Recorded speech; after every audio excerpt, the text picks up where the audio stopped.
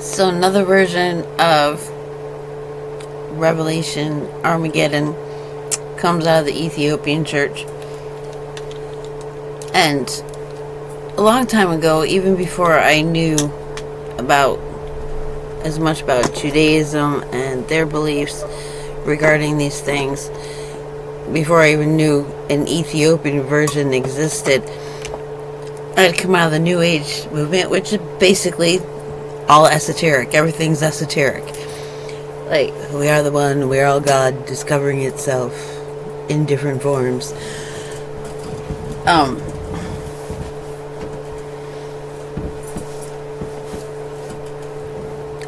I've done the oneness thing, had the experience everything all at once. There's a movie out.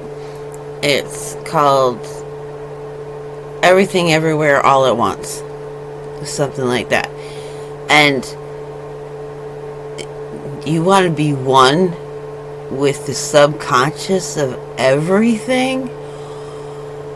Oh, it is non-stop, just everything all at once, constant. I did the oneness, the glass sea. It's like mercury, the liquid mercury. I'm familiar with the esoteric experience. So when I would read the book of Revelation, I'm like, this is what's going on. This is John's revelation, his inner Armageddon. That's his version of it. Like, this is his enlightenment. And it's not wrong. I went through my own version. I have seen, for me it was not like the heavenly angel, like, ooh, holy, holy. This is a figure that shined more like, Satan can manifest as an angel of light. It had that sparkly quality that when I see that in an interaction and vision, I know that I'm being screwed with. I don't trust him. I saw a woman give birth into a river, an infant. I'm like, I'll raise it, and I fed it, laid it down to go to sleep. I thought, go back and see, and it's fully grown, and wants to be close to me. And I turn around, and I'm like, is this okay? Like, what? And then boom, I'm pulled out of there. And I got the sense of that was the goddess giving birth to a child she didn't want. That's why I was like, oh, I'll raise it, And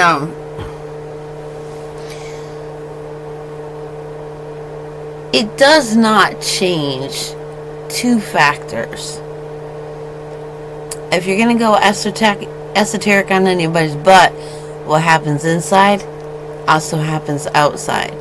So if we are having these inner Armageddons, and it's all going to be very similar process, maybe, like the dragon's going to come first and the woman giving birth is going to come second. It was just only recent that I saw the dragon's mouth open, and water coming towards me. But I'm receiving understanding and appreciation and a more intimate relationship with Yahuwah.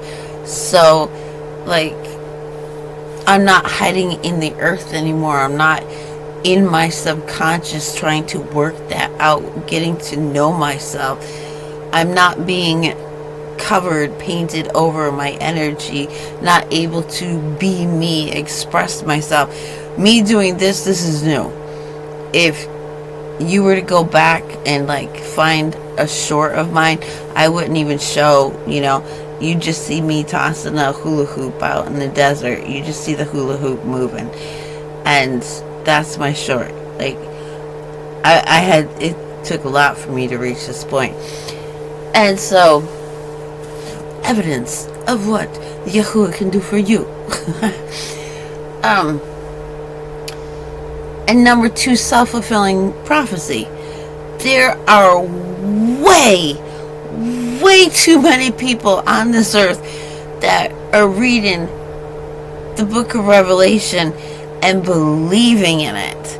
And they are going to make it as accurate a depiction as possible. So, I probably have mentioned it before, like Waco, Texas. That was self-fulfilling prophecy. The end was near. It was going to be, us against the world. And that's what happened to them. When you see something like that, you think, it's the government doing something bad. It's the people, they're victims. Or, they could have done this. Leave it alone. Everybody tries to find an explanation for something, to change it, to make it different. You can't. The self-fulfilling prophecy, it's like you go into a relationship and somebody's like, you're just going to leave me. You're like, I'm not going to leave you. Like, what are you talking about? And they just start doing things and you can't stay around them and they're just pushing you away. And like, they're hurting themselves before you can hurt them. Like, there are people they won't even consider letting love in because they're just so afraid that it can't be real for them, that it'll never work out, and so they just never let anybody close. So it's self-fulfilling prophecy. We got that going on. We've got multiple creator beings creating, like, depending on this scenario to play out this way, because they're outer focus, they're not inner focus. Our inner Armageddon is gonna look a lot like the description of the book of Revelation, and our outer world is going to be a reflection of that going on within us. So I don't discount any of it. The esoteric perspective, the, Revelation literal perspective, you're the creator of your reality perspective. It is all true to some degree. All of it. So,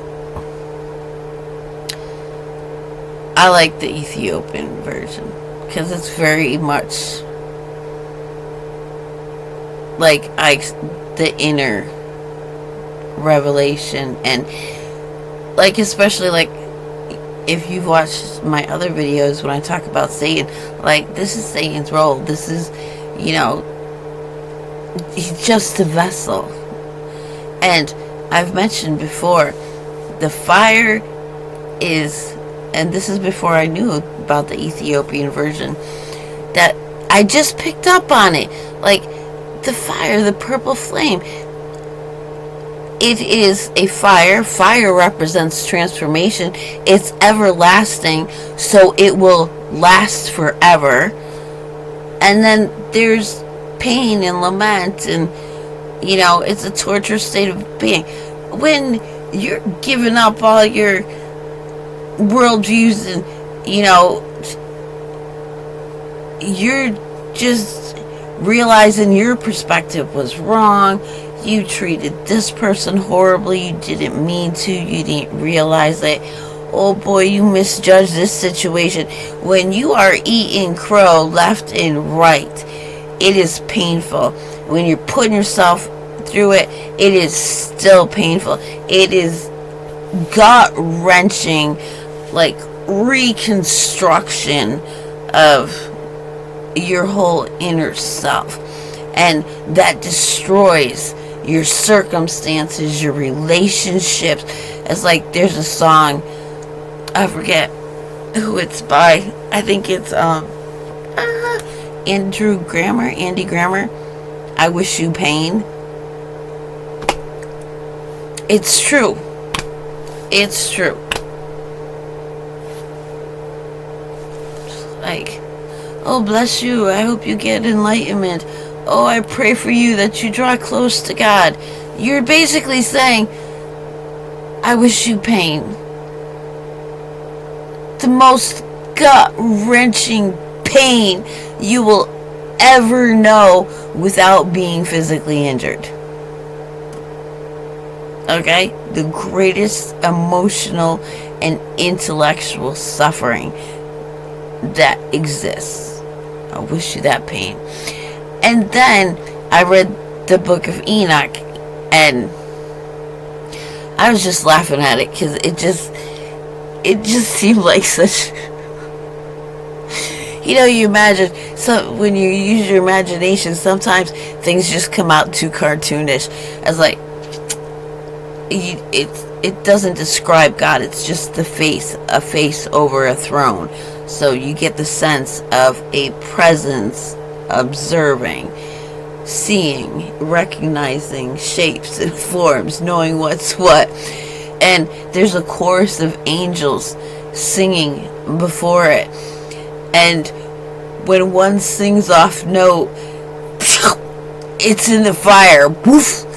And then it appears behind him and another's popped up in its place. And if one sings off note, in the fire, it pops up behind him and another one comes up, and I'm just like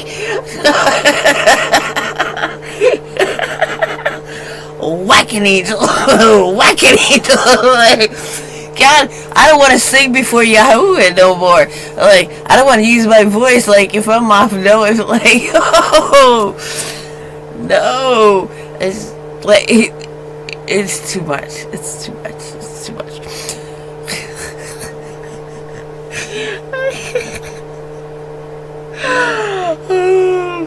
So when I think of fire and everlasting fire, that means that fire is always available. That means, not this time around. How long you spend in that fire is going to depend on how stubborn your butt is.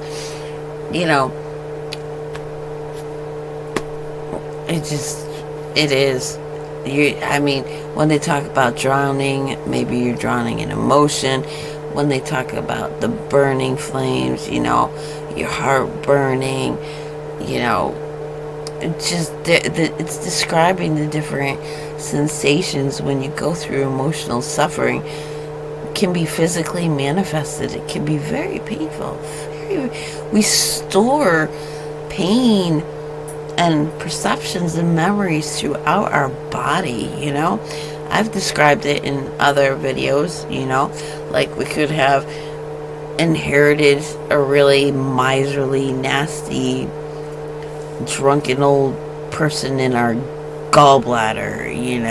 Like they say the appendix does, is of no use. We don't know what it does. We can remove that anytime it becomes a problem. Well, they figured out what it does, and it is important. And the people whose appendix bursts, that could be genetic trauma being held, or maybe some deep dark family secret that's passed on, some evil passed from generation to generation. It could be a family curse. Great grandpa was in the Masons long time ago and sold his descendants to the devil.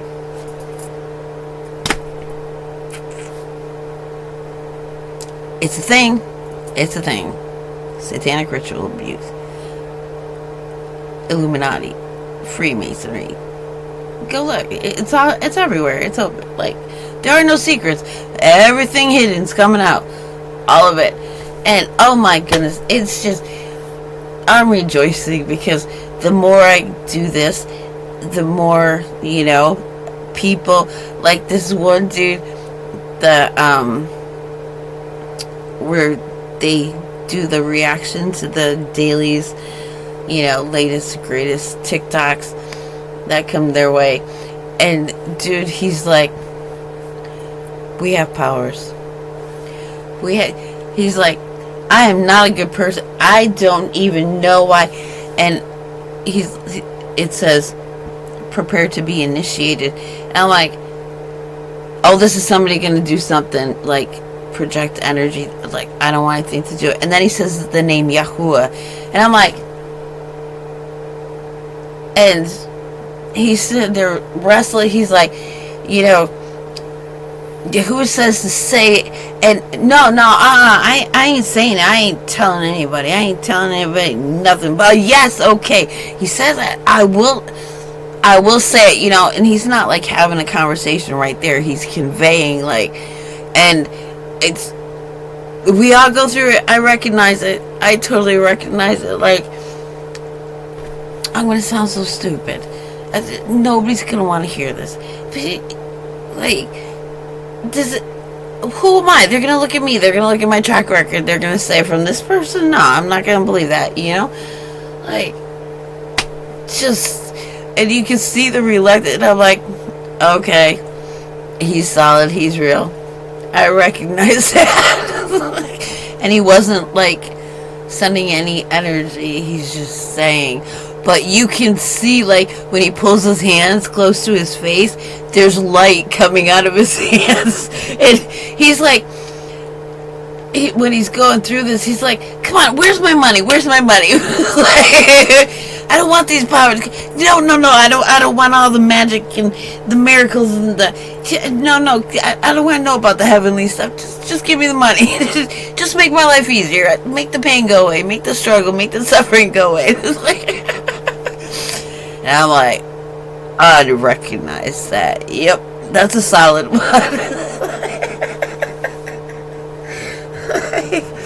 Here, all the keys, everything, all the mystics, all the alchemists have wanted to know throughout the angels. It's yours. No, man, just give me a piece of chocolate cake. A pizza'd be good. Yeah.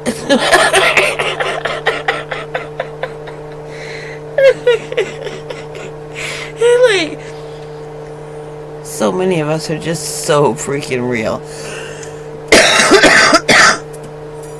And I was listening to something about the mystical traditions and the Barak, the way spirit is contagious and all of that, and they were talking about it comes to the ones who don't want it. Those are the ones it comes through. I'm like, all right, they know something.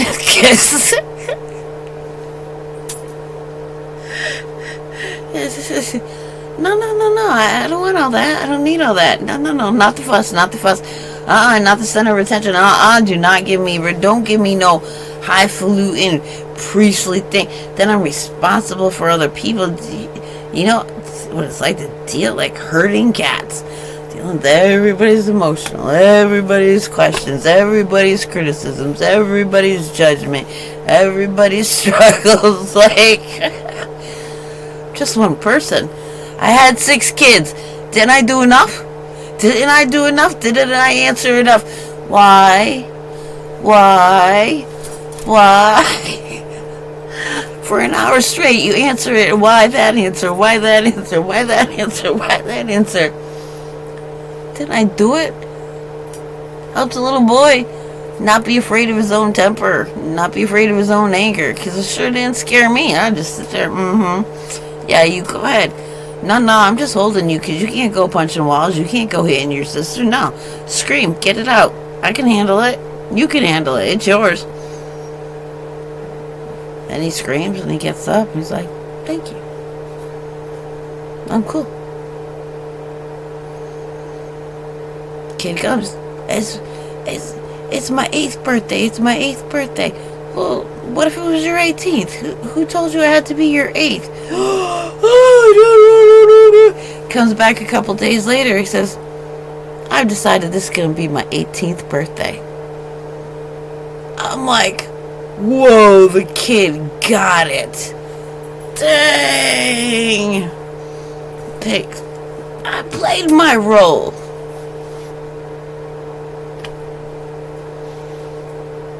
I loved the unlovable, especially myself. Did I do enough? Retire me. I'm good. I'm Moses. I lived a long life. The river, battles to come. It's okay. I don't need this. I don't need to do all that. I'm just gonna go sleep. Wake me up when it's time to celebrate that it's all over. I'm good. I don't need more than this. Don't make me an Enoch. Whatever you do not make me any sort of Metatron or responsible for all of humanity. Oh, no. You have Yahusha for that. You're all set. Angels, armies of angels. No. Can I go back under my rock now? So, yeah, that's real. And I'll put the link so you can get a brief introduction to the idea of the Ethiopian. And again, they preserved so much that, and you get that out of there. They're the true Christians. They're the true Israelites, and that comes out of there.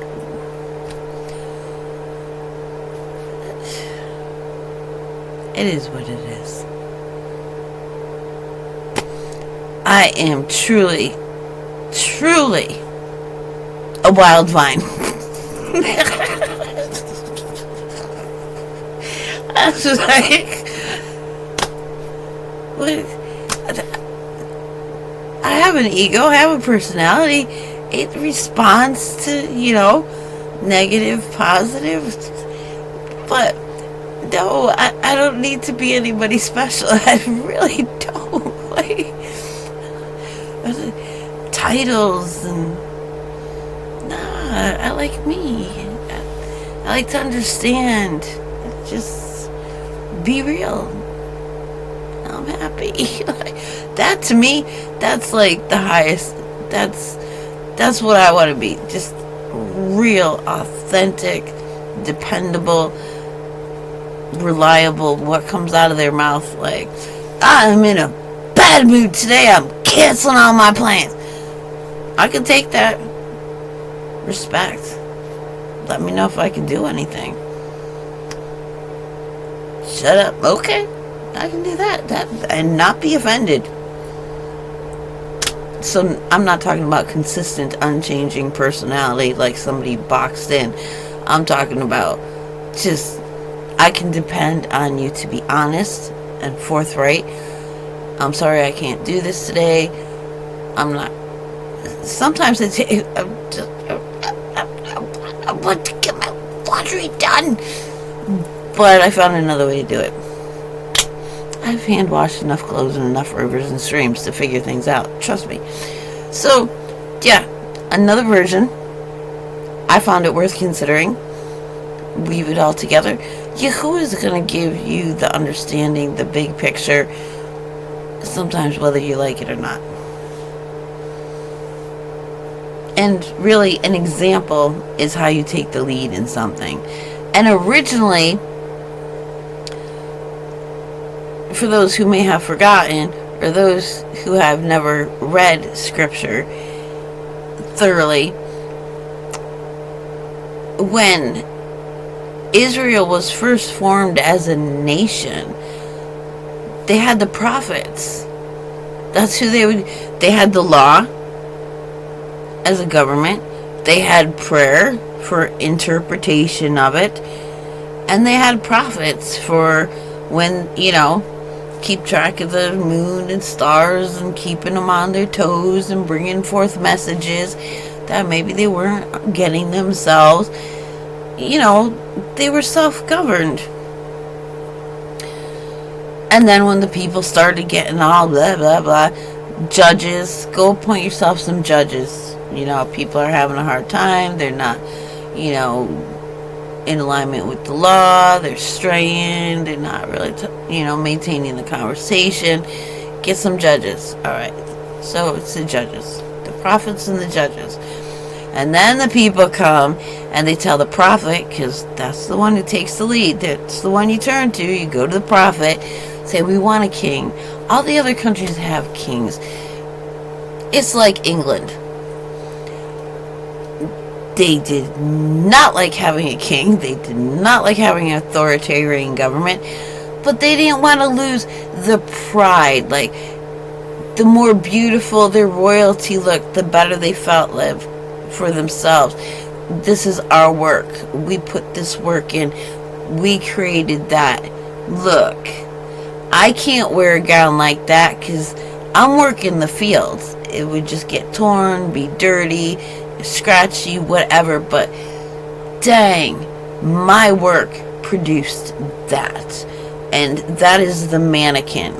That is the pomp and propriety. And so English people, they maintained the royal family while having a parliament doing the governing. So the Israelites, they came to the prophet, talked to Yahuwah for us, appoint us a king. And of course Yahuwah's response is, am I not enough for you? I'm your king. I'm not enough? What? Why do you want to go? The king's just going to take all your resources and, send you off to war. And it ended up being true.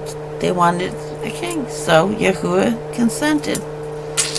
All right, my child.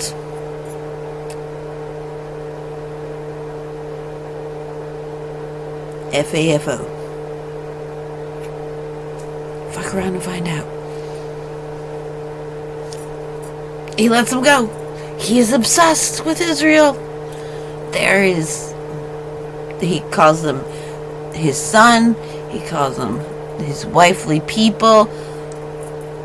They're his, and that is not going to change. He's going to have the patience with them, and that it's just not going to change. It will never change. Never change. Israel are his people. He doesn't want any of the rest of us lost. But our ancestors expressing free will, that gets etched into the genetic memory, into the DNA, and it's hard to change back.